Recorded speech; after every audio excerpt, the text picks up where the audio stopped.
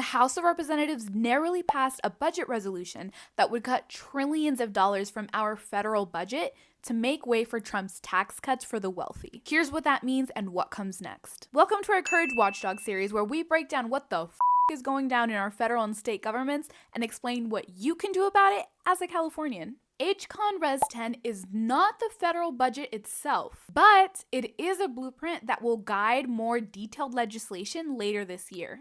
This budget resolution includes $4.5 trillion in tax breaks, which sets the foundation for Congress to extend Trump's 2017 tax cuts for the rich, and $2 trillion in spending cuts over 10 years. It also increases border enforcement and defense programs by $300 billion and increases the debt limit by $4 trillion. Although this budget resolution does not specify which programs will be cut, it does direct committees to reduce their budgets. For example, the committee tasked with making the largest budget cut of $880 billion is the Energy and Commerce Committee. Guess what this committee oversees?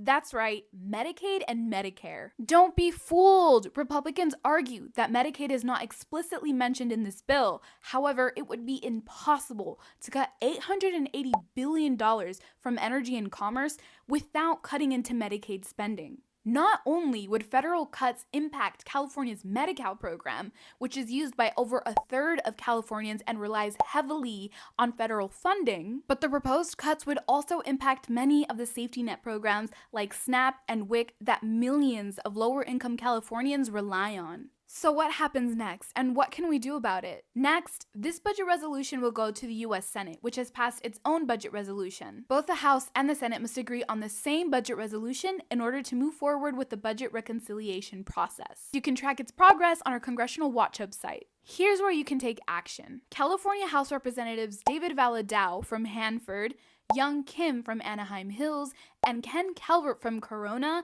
voted to approve this budget resolution, despite how detrimental it would be to the programs their constituents rely on. Use our Congressional Watch Hub to contact your representatives and tell them that our safety net programs cannot be slashed to make room for Trump's tax cuts for the rich. Stay informed, take action, and hold representatives accountable. And follow Courage California for more.